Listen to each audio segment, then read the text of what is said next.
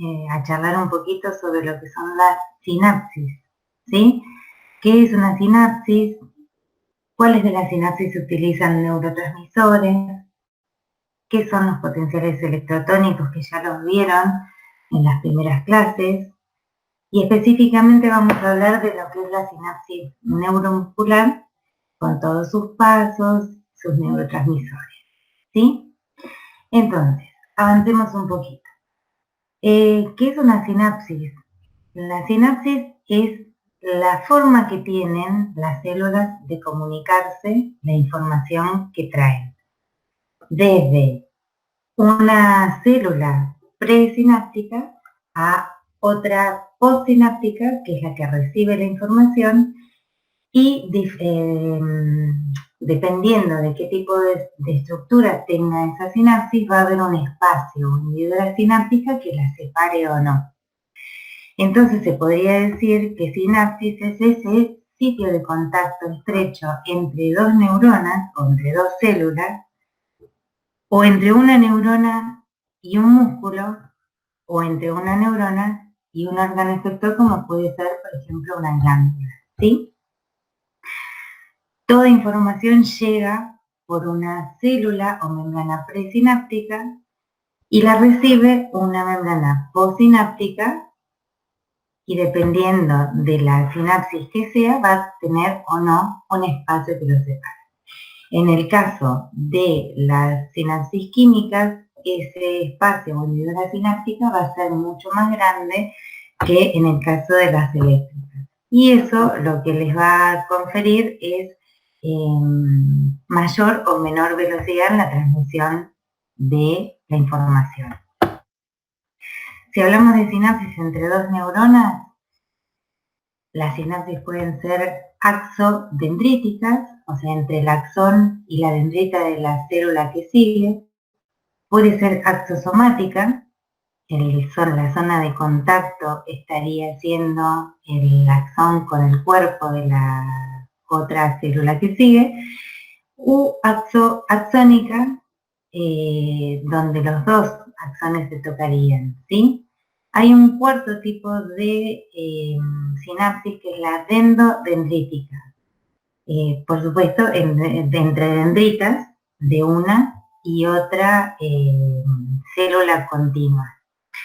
Ya vamos a ver dónde se dan ese tipo de sinapsis. Bien, decíamos que según la estructura y la función, la sinapsis puede ser eléctrica o puede ser química. Vamos a ver un poquito en detalle lo que es una sinapsis eléctrica y una química, y después vamos a ver si con un dibujo o un videíto que les voy a subir lo podemos aclarar mejor. Se dice que en una sinapsis eléctrica el impulso fluye directamente desde una neurona presináptica a otra postsináptica directamente, que lo hace a través de canales iónicos, ¿sí? Formados por unas proteínas que se llaman conexinas, ¿sí? Donde prácticamente las membranas de una y otra célula están fusionadas, ¿sí? ¿Qué sucede? Al estar fusionadas,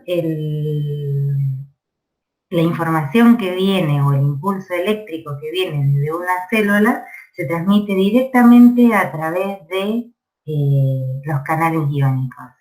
Entonces, los iones pueden pasar de un lado al otro bidireccionalmente para uno u otro lado, según sea la necesidad, para dar una respuesta rápida e inmediata.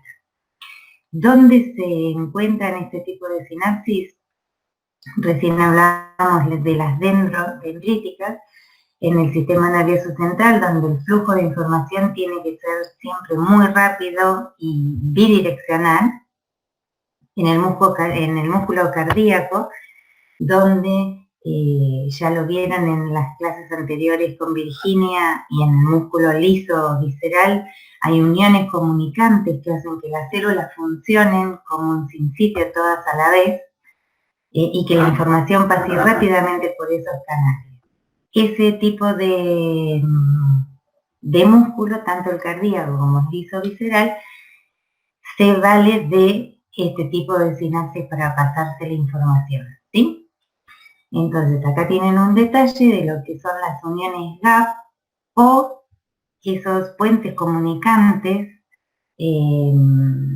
formados por las conexinas, ¿sí? 6 proteínas conexinas de un lado de la membrana con 6 proteínas conexinas del otro lado forman un canal por donde la información pasa directamente de un lado para el otro, ¿sí? Bien. Ahora, si hablamos de sinapsis química, vamos a tener seguramente la influencia de una sustancia química o la presencia de una sustancia química. Esa sustancia química que se libera en una sinapsis se llama neurotransmisor, ¿sí? ¿Qué sucede? Cuando un potencial de acción llega al terminal presináptico, hace que se libere el neurotransmisor hacia la hendidura sináptica. Esa hendidura sináptica va a ser un espacio de 20 a 40 nanómetros, a diferencia de las sinapsis eléctricas donde era de apenas 3 nanómetros, para encontrar en la membrana que sigue sus receptores, ¿sí? ¿Qué sucede? Como esta hendidura sináptica en esta sinapsis es mayor, existe lo que se llama retraso sináptico y eso genera respuestas más lentas que en las sinapsis eléctricas. Este tipo de sinapsis siempre es unidireccional. A medida que el potencial de acción llega, suceden todos esos pasos hasta que la información llega a la membrana postsináptica y se genera alguna respuesta. Ahora, si lo vamos viendo paso por paso, espero que lo puedan seguir, así se desarrolla la sinapsis química, ¿sí? Cuando la información viene viajando a través del terminal presináptico, que en este caso va a ser un botón terminal, la parte terminal de un axón, viene a través en forma de potencial de acción, perdón, ¿sí? El impulso nervioso viene viajando por la membrana presináptica en forma de un potencial de acción. Ese potencial de acción lo que genera es la apertura en toda la membrana, fíjense, de los canales de calcio operados por voltaje, ¿sí? El voltaje que viene cambiando por el potencial de acción en esta membrana hace que estos canales de calcio se abran y entre súbitamente calcio a el interior del botón presináptico. ¿Para qué ingresa ese calcio? Ingresa para poder mover las vesículas que están llenas de neurotransmisor, ¿sí?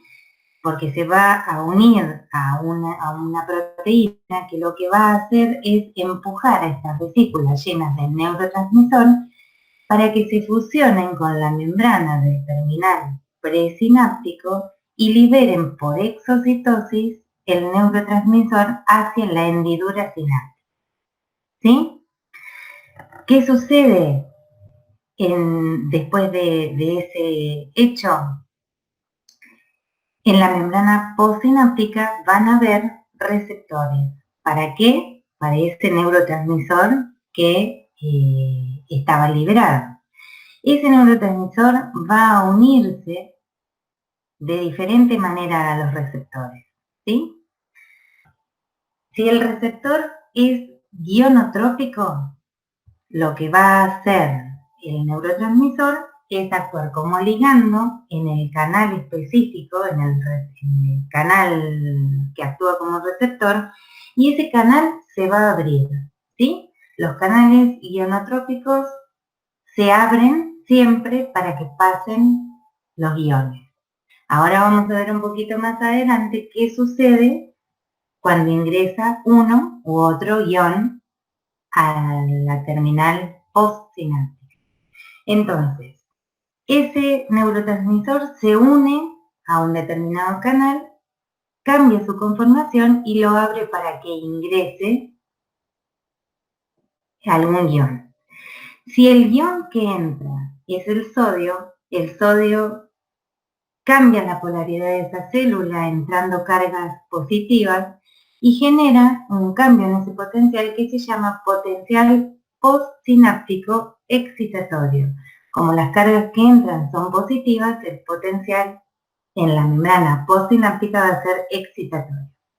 Si por el contrario los canales, después de unirse al neurotransmisor, se abren y los iones que entran a la célula son cloros o salen los iones potasio, el potencial que se va a generar es un potencial postsináptico inhibitorio, porque la célula se va a cargar aún más negativamente, o sea que se va a hiperpolarizar, con lo cual prácticamente va a dejar de funcionar, ¿sí? Bien, ahora, ¿qué sucede? Si en la membrana postsináptica esos potenciales que se van dando localmente, esos pequeños cambios de voltaje que se van dando localmente, sumados algebraicamente en tiempo y espacio, llegan a superar el umbral, entonces a nivel del cono axónico se va a disparar lo que se llama potencial de acción. Si por el contrario, al sumar los potenciales locales o subumbrales o postsinápticos,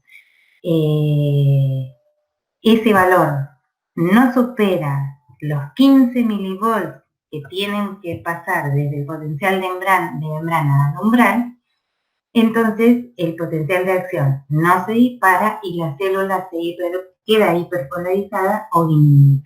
¿Sí? Ahora lo vamos a ver más adelante.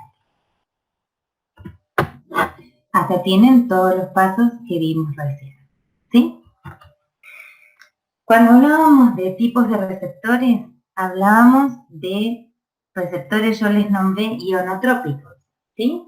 Los canales ionotrópicos son canales iónicos que permiten el paso de iones de un lado a otro de la membrana en forma muy rápida. Funcionan como canales iónicos operados por ligando. El ligando se une a los sitios del canal y hace que se cambie su conformación para que el canal se abra, ¿sí? Los canales ionotrópicos siempre favorecen la apertura de los canales, ¿sí? Siempre abren los canales. En cambio, los metabotrópicos trabajan de manera distinta. Los metabotrópicos actúan de la siguiente manera. El neurotransmisor que fue liberado a la hendidura sináptica necesita unirse a un receptor, que a su vez está ligado a una proteína G. Esa proteína G, cuando se desdobla, activa un segundo mensajero, y ese segundo mensajero es el que va a desencadenar una respuesta en cascada que va a ser mucho más lenta que la de los canales ionotrópicos, que son rapidísimas y duran milisegundos porque solo es el paso de un ion a través de un canal. ¿Qué sucede en los metabotrópicos? No solo necesitábamos un segundo mensajero, sino que la proteína G, cuando se divide, aparte de activar el segundo mensajero y activar una respuesta donde por ahí se generen o sintetizan nuevas proteínas o enzimas que puedan actuar como canales iónicos, hay una parte de esa proteína G que activa un canal iónico abriéndolo o cerrándolo, ¿sí? Entonces, la diferencia grande entre una sinapsis con receptor ionotrópico y otro metabotrópico es que los ionotrópicos son mucho más rápidos porque actúan habilitando los canales una vez que se une el receptor como ligando, y los metabotrópicos son mucho más lentos y más duraderas las respuestas porque lo hacen a través de un segundo mensajero, una cascada de reacciones para producir la respuesta. Los ionotrópicos son de apertura, o sea, abren los canales siempre, y los metabotrópicos abren y cierran los canales. ¿Para qué? Para que pasen los iones.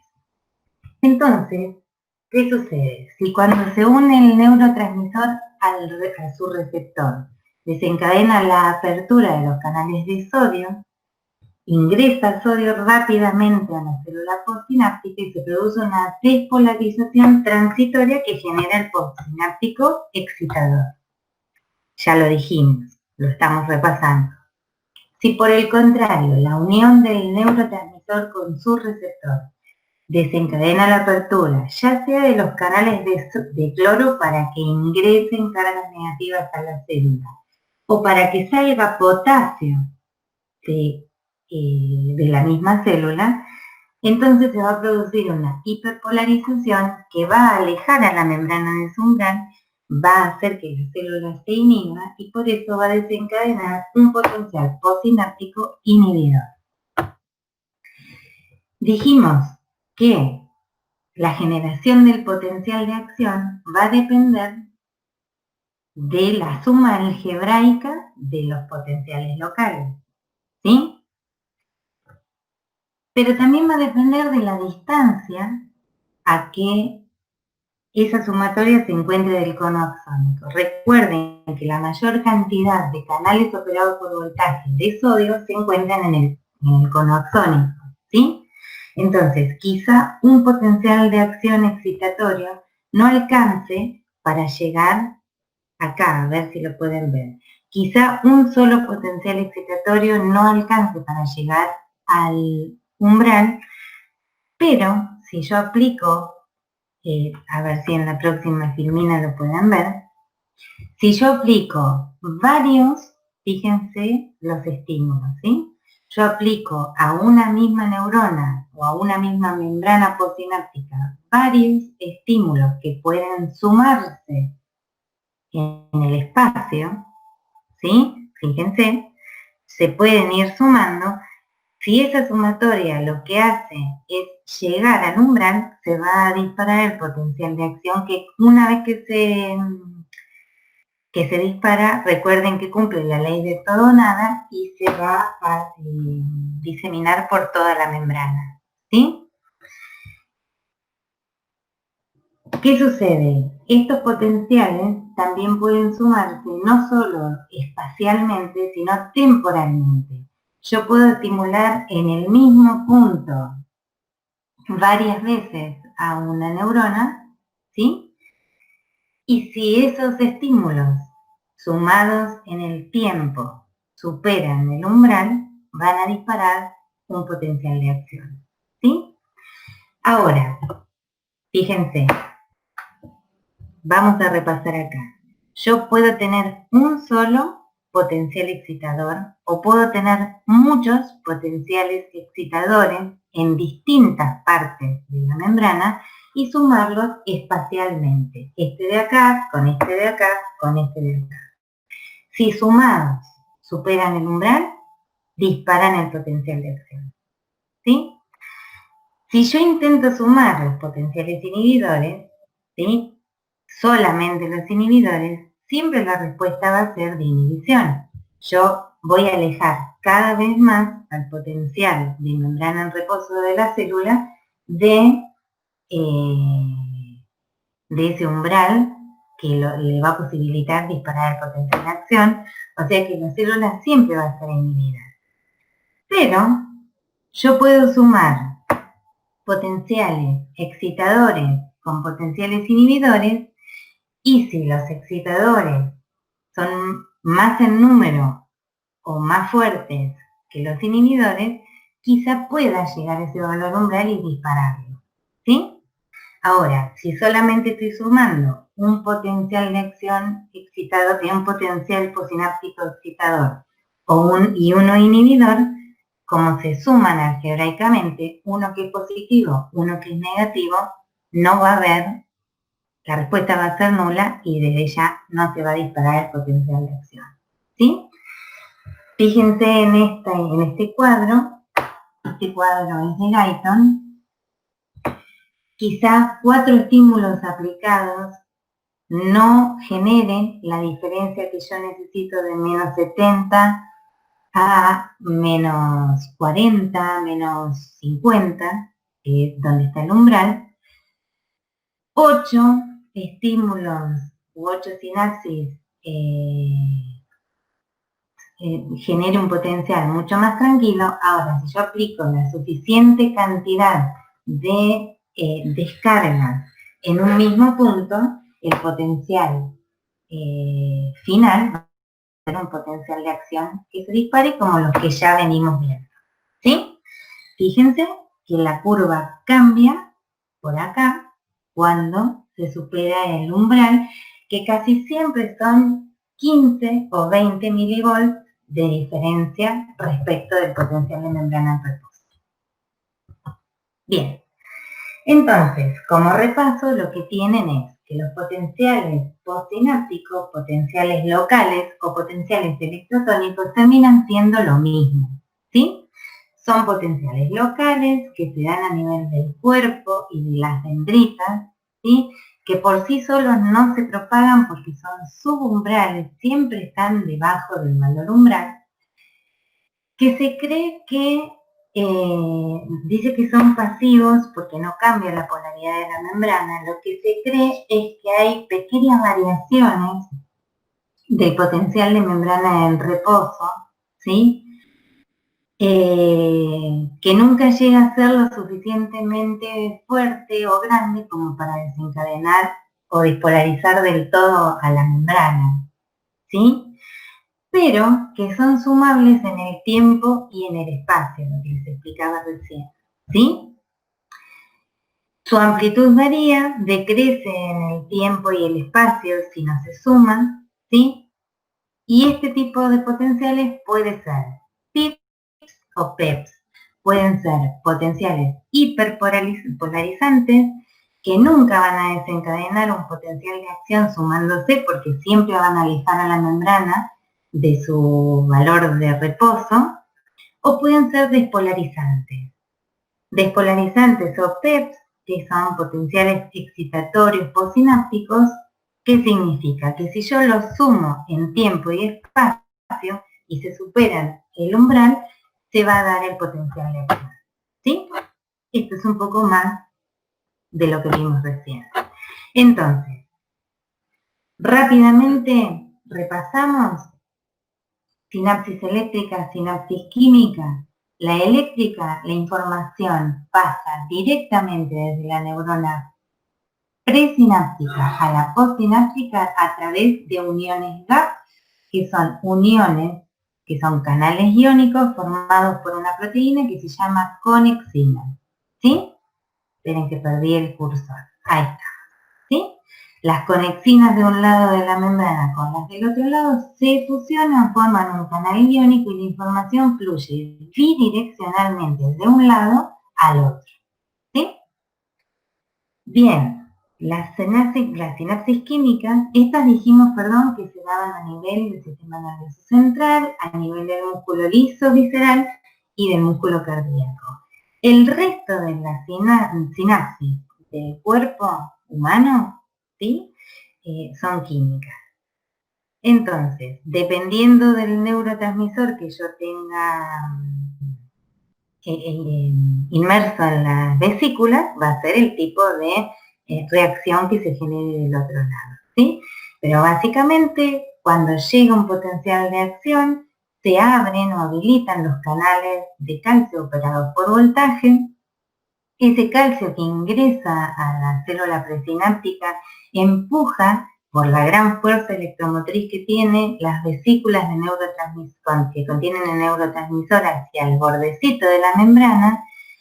Hay una reacción enzimática que ayuda a que las dos membranas, tanto la de la vesícula como la del terminal, se fusionen y esas vesículas vuelquen su contenido con el neurotransmisor hacia la hendidura sináptica.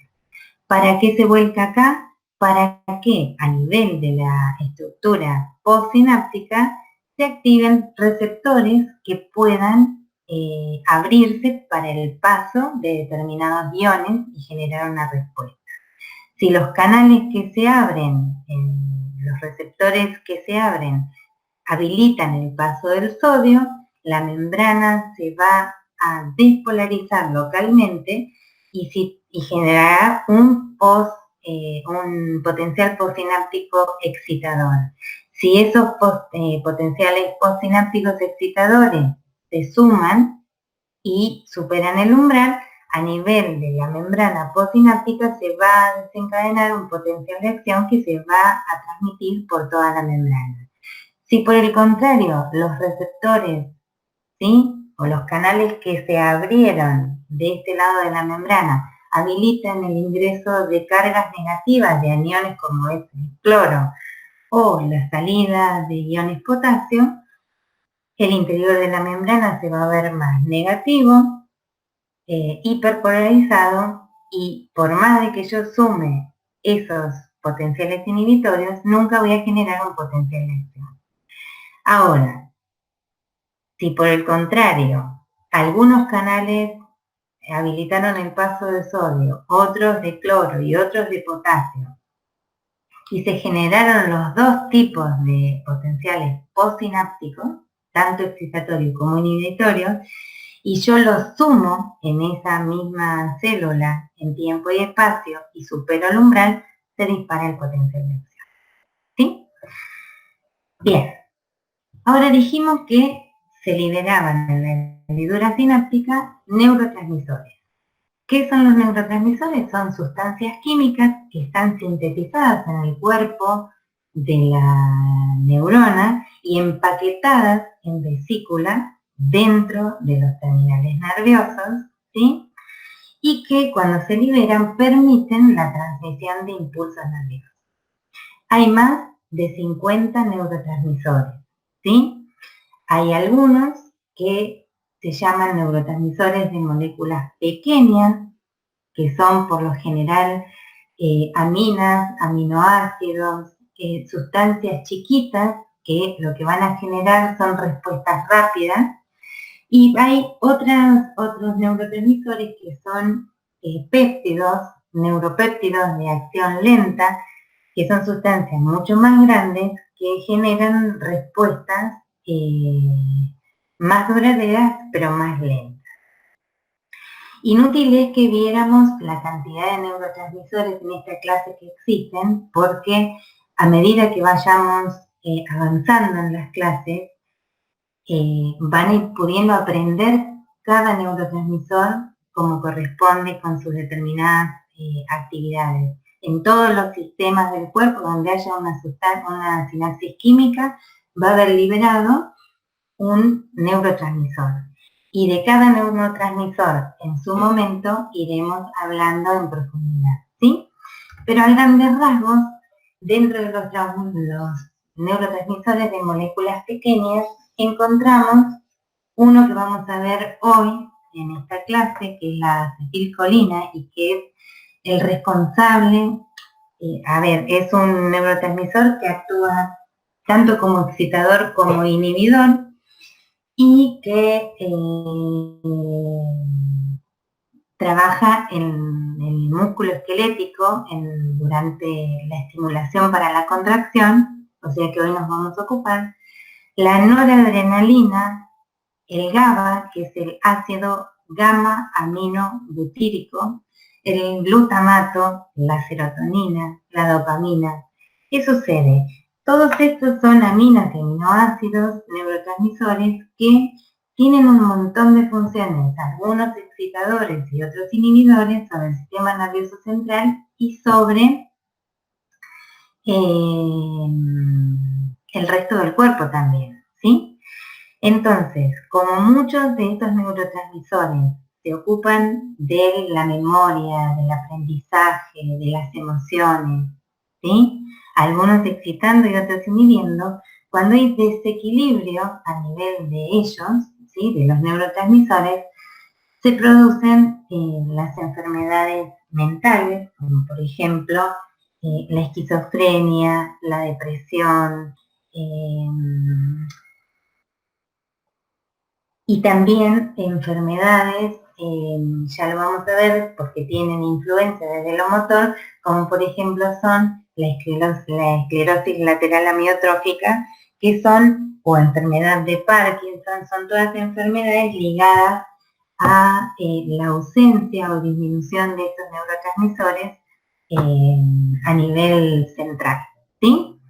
Entonces, a grandes rasgos, la acetilcolina, ya les dije que la vamos a ver ahora. La acetilcolina es el neurotransmisor por excelencia de lo que es la división parasimpática del sistema nervioso autónomo. En cambio, la noradrenalina, que es el precursor de la adrenalina, es el neurotransmisor por excelencia de la división simpática del sistema nervioso autónomo. La noradrenalina actúa en situaciones de alerta máxima, ¿sí? Y tiene mucha influencia en lo que es el estado de alerta, de vigilia, de aprendizaje, ¿sí?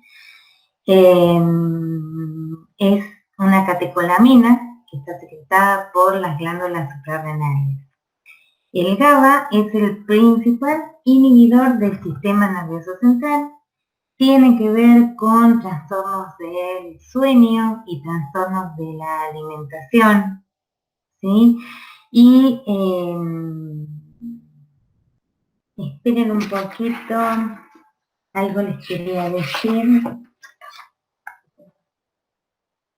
Bien, y en realidad cuando el GABA está desequilibrado, produce la ELA o esclerosis lateral amiotrófica.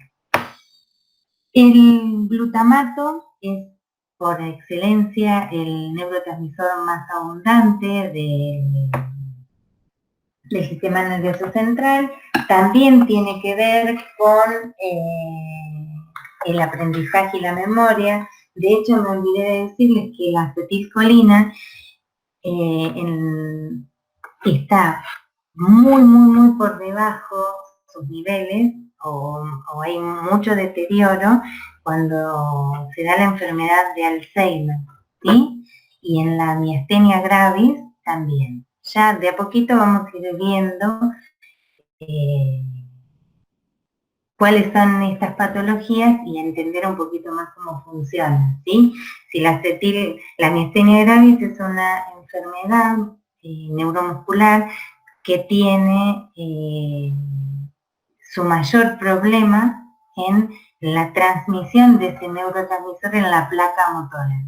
Entonces, al haber una deficiencia en las células que producen la acetilcolina y al faltar acetilcolina, falta la transmisión sináptica a nivel de la placa neuromuscular con todos los desórdenes musculares que eso lleva, ¿sí? Bien, la dopamina entonces, en su defecto, cuando hay pocas células que producen dopamina, se produce lo que se llama la enfermedad de Parkinson, y la serotonina tiene que ver con lo que son las emociones y todos los estados de ánimo. Se dice que la serotonina es como el neurotransmisor de acción generalizada, ¿sí? Cuando hablamos de neurotransmisores de acción lenta, vemos entre ellos la sustancia P, que es una sustancia que se libera ante el dolor, ¿sí? Activando las vías aferentes de dolor. Las encefalinas y endorfinas también son moduladores del dolor, ya las vamos a ver, ¿sí? La colecitoquinina es una hormona que trabaja a nivel gastrointestinal, lo vamos a ver cuando veamos digestivo, y tanto los péptidos hipofisarios como los péptidos hipotalámicos u hormonas hipotalámicas tienen infinidad de funciones sobre todos los sistemas corporales, ¿sí?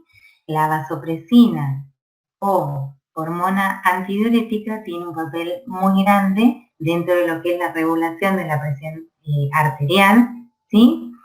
Y las hormonas liberadoras hipotalámicas, por lo general, tienen gran influencia sobre todo lo que son las hormonas hipofisarias. O sea que hay mucho para ver y tenemos todo el año para aprenderlo, ¿sí? Bien, ¿qué sucede? Una vez que llegó el potencial de acción al terminal presináptico, y se abren los canales de calcio y se libera el neurotransmisor para ejercer su acción en la célula postsináptica, y se terminó de utilizar ese neurotransmisor, es necesario que de alguna manera se elimine de la hendidura, porque en la medida que siga existiendo el neurotransmisor, van a seguir pasando cosas, ¿sí? Entonces, por lo general, si yo no necesito la transmisión, el potencial de acción no llega, pero el neurotransmisor igual se quedó, algunas moléculas de neurotransmisor quedaron en la hendidura sináptica. Entonces, hay 3 maneras de eliminar ese neurotransmisor, ¿sí? Uno es que difunda lejos de la membrana postsináptica, ¿sí? Difunde a través del líquido extracelular a otra parte del cuerpo, ¿sí? O difunde y es recaptado en los capilares sanguíneos cercanos, ¿sí? La otra es que los receptores que están acá de este lado de la membrana postsináptica secreten enzimas que lo que hacen es degradar ese neurotransmisor, ¿bien? O por último, puede pasar que ese neurotransmisor sea recaptado por el terminal presináptico, con lo cual voy a necesitar ATP porque va a entrar por endocitosis al terminal con gasto de energía, o que sea recaptado por las células de la glía, como por ejemplo son los astrocitos, que también contienen vesículas con neurotransmisor, ¿sí? Entonces, 3 formas de eliminar el neurotransmisor de la hendidura sináptica cuando ya terminó de actuar.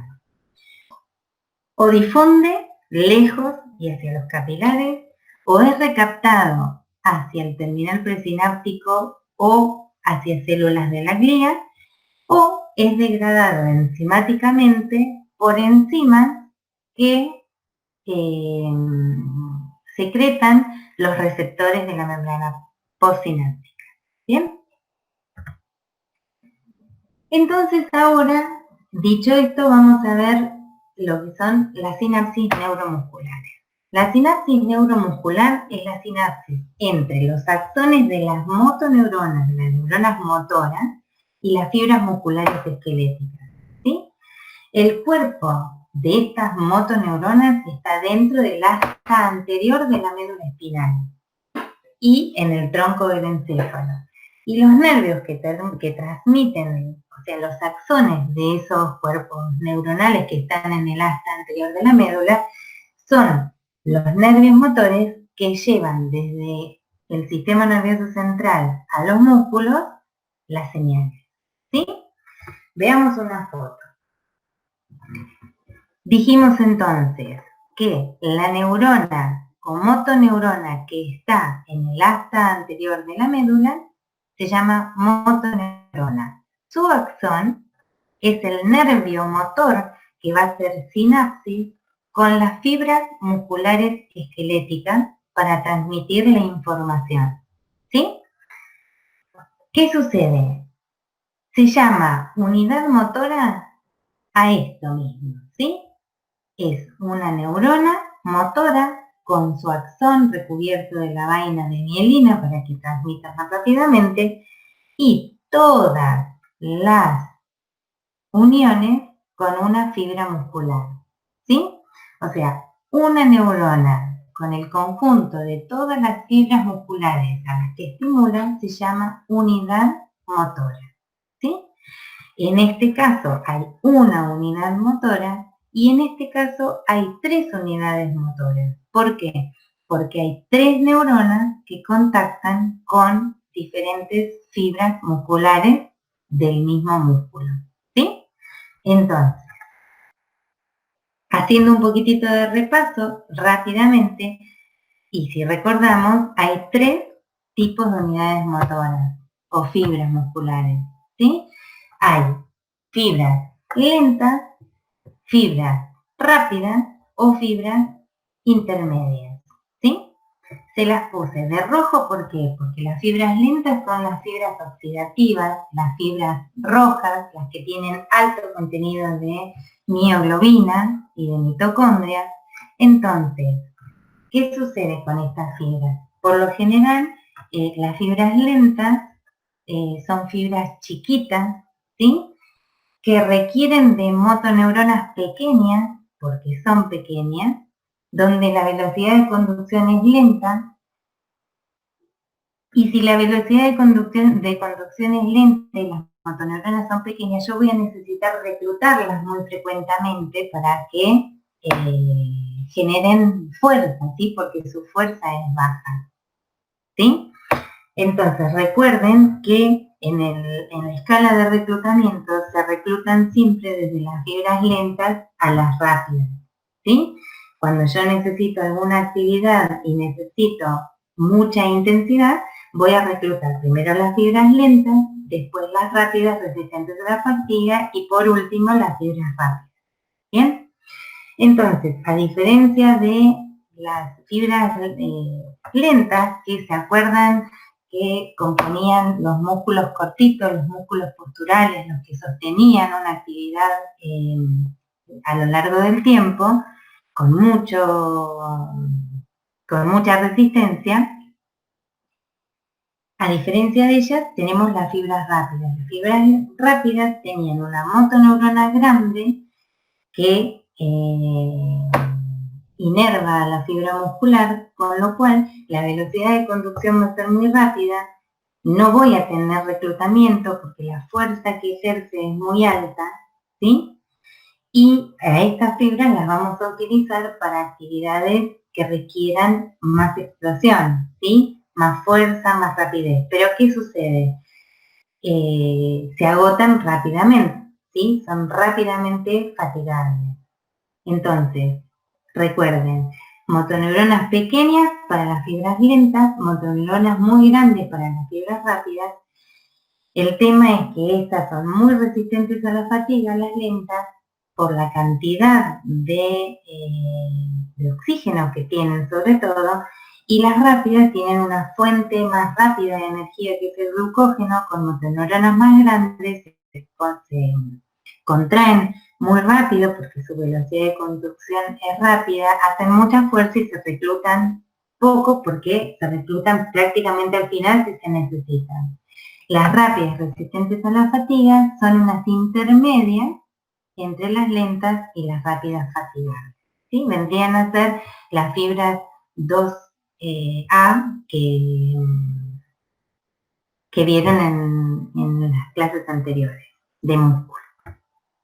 Bien, la unión neuromuscular entonces es una sinapsis química cuyo neurotransmisor es la acetilcolina. Fíjense, en esta foto de microscopía electrónica tienen una neurona, ¿sí?, que llega y que hace sinapsis con las fibras musculares, ¿sí? ¿Qué sucede en este lugar? Tenemos el terminal axónico presináptico, ¿sí?, rodeado por la célula de Schwann con la vaina de mielina, y de este lado, ¿qué tenemos? Fíjense, el sarcolema, que es la membrana celular del músculo con sus invaginaciones o túbulos T, ¿lo ven? Donde van a estar los receptores para esa acetilcolina, que es el neurotransmisor por excelencia de esta sinapsis neuromuscular, ¿sí? Entonces, dentro de las vesículas van a haber acetilcolina. Estas cositas blancas son las vainas de mielina, las células de Schwann, que están produciendo la vaina de mielina para que la conducción nerviosa sea más rápida. Los sitios de unión para que se libere la acetilcolina, la hendidura sináptica, membrana muscular o sarcolema, este es el núcleo de la fibra muscular, y paso a la próxima filmina, ¿sí? Ahí tenemos todas las partes, ahora vamos a ver cómo sucede la transmisión en esta sinapsis. Les dije que íbamos a hablar un poquitito más a fondo de lo que era la acetilcolina. La acetilcolina fue la primera sustancia identificada como neurotransmisor. Ya les dije que es la sustancia por excelencia del sistema nervioso autónomo en su división parasimpática. Por eso hablamos acá que es la sustancia del nervio vago o el 10º par craneal. Es el neurotransmisor predominante en la unión neuromuscular. Está relacionada con la memoria y el aprendizaje, por eso hablamos que cuando se produce la enfermedad de Alzheimer disminuye casi el 90% de acetilcolina presente en el cuerpo, y por eso genera todas las alteraciones que ya conocemos de la enfermedad. Tiene potenciales muy rápidos y de vida corta, y ya lo vamos a ver cuando veamos sistema nervioso autónomo en unas clases más. Sus receptores son nicotínicos y muscarínicos, ¿sí? Sobre todo son receptores nicotínicos a nivel de las fibras musculares y por ahora no me voy a meter en eso para no irme para el lado del sistema nervioso autónomo, sino para ir a ver cómo se produce la liberación de este neurotransmisor en esta sinapsis. Esperen, voy a ir primero acá, ¿sí? ¿Cuáles son los fenómenos que se producen en la placa motora? La placa motora, acuérdense, que es la unión de ese botón terminal axónico con la membrana muscular, ¿sí? Un potencial de acción viaja a través del axón de la neurona hasta el botón presináptico. Volvemos a lo mismo. Ese potencial de acción abre los canales de calcio operados por voltaje con gran poder electrotónico, ¿sí? Mucha fuerza electromotriz, perdón. El calcio entra a las células, fíjense que todas estas son mitocondrias que dan energía a este botón. El calcio entra por los canales operados por voltaje y lo que hace es llevar a las vesículas llenas de neurotransmisor hacia el borde de la membrana para fusionarse y para que se libere por exocitosis esa acetilcolina hacia la hendidura sináptica. Dijimos que de este lado de la membrana, fíjense que de afuera es positiva y es mucho más negativa adentro porque tiene un potencial de membrana de reposo más negativo, de menos 90, menos 70 según el diámetro de la fibra. Esta membrana va a tener receptores para la acetilcolina, ¿sí? O receptores colinérgicos. En este caso dijimos que las fibras esqueléticas eran nicotínicos. ¿Qué sucede? Cuando la acetilcolina se une a este receptor nicotínico, lo que hace es abrir el canal para que entre sodio, ¿sí? Y produzca un cambio de polaridad que va a generar un potencial local postsináptico, ¿sí? Excitatorio en esta parte de la membrana, ¿sí? Bien. Estas despolarizaciones locales lo que termina haciendo es que el potencial local viaje por el interior de la membrana y habilite los conductos de sodio activados por voltaje, ¿sí? Y que ingrese el sodio rápidamente hacia la membrana muscular y se desencadene el potencial de acción, ¿sí? Entonces, una vez que el potencial de acción se disparó porque la sumatoria de todos los potenciales llegó al umbral y permitió la apertura de estos canales de sodio activados por voltaje y permitió la despolarización para que la célula después se contraiga, me quedó acetilcolina en la hendidura sináptica, ¿sí? Entonces, ¿qué sucede? En este caso, el neurotransmisor, que es la acetilcolina, necesita ser eliminado de esa hendidura porque si no va a seguir generando una respuesta. Entonces, ¿de qué manera se va a regenerar este neurotransmisor? Por degradación enzimática. La acetilcolinesterasa es una enzima que es secretada por los receptores que están en la membrana postsináptica y que va a degradar a la acetilcolina, ¿sí? Y la va a desmembrar, me voy a ir a la filmina anterior, ¿sí? La va a desmembrar en colina y acetato, ¿para qué? Para que la colina vuelva a entrar o a ser recaptada por el terminal presináptico y sea captada por otra enzima que se llama colina acetiltransferasa para unir esa colina con el acetil-CoA, ¿sí? Y formar acetilcolina más CoA. Y que esa acetilcolina quede empaquetadita dentro de las vesículas para que la próxima vez que venga un potencial de acción para que para que suceda una contracción, haya acetilcolina disponible dentro de esas vesículas, ¿sí? Entonces, la acetilcolina se empaqueta en vesículas, se libera por exocitosis a la hendidura sináptica,